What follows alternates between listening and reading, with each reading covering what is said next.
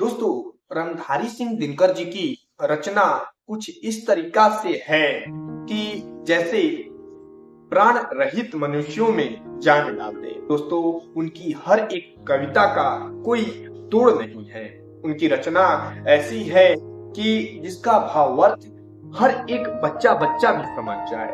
दोस्तों, उन्हीं की एक रचना है शक्ति और क्षमा, जिसमें वह यह दर्शाते हैं कि किस प्रकार एक मनुष्य को अपने जीवन यापन करनी चाहिए। इससे वह मनुष्यों की तुलना एवं भगवान की तुलना एवं दुष्ट मनुष्यों की तुलना सब कर कर एक कविता में अपनी रचना में दिखा देते हैं। दोस्तों, यह कविता तो आपने सुनी ही होगी एवं पढ़ी भी होगी, शक्ति और क्षमा।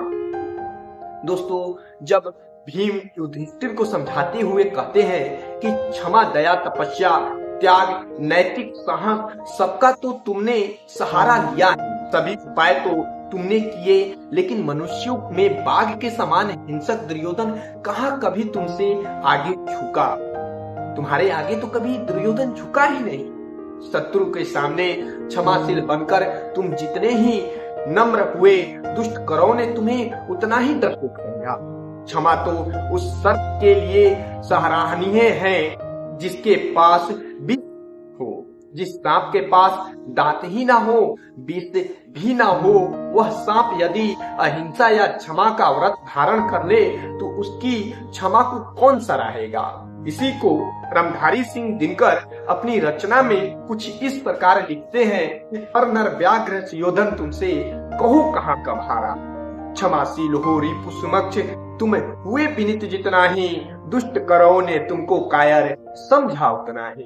क्षमा शोभती उस भुजंग को जिसके पास गरल हो, उसको क्या जो दंतहीन विषहीन विनीत तरल हो। दोस्तों, इसी प्रकार रणधारी सिंह दिनकर जी की कुछ दूसरी पंक्तियां हैं जिसका मैं भावार्थ आपको बता दूं। वहीं रणधारी सिंह दिनकर जी अपनी दूसरी पंक्तियों में कहते हैं, उदाहरण देते हुए आगे कहते हैं कि राम लंका विजय के लिए समुद्र पर जब पुल बांध रहे होते हैं तो समुद्र उनके कार्य में बाधा डाल रहा था। 3 दिनों तक राम समुद्र से प्रार्थना करते रहते हैं, किंतु समुद्र पर इसका कोई प्रभाव नहीं होता। वहीं जब एक हाथी एकदम मौन रहा तब राम को धैर्य न रहा, उनका पुरुषार्थ जग उठा।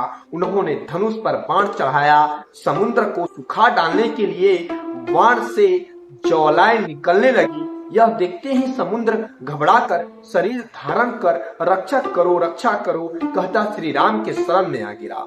उसने राम के चरणों का पूजा किया।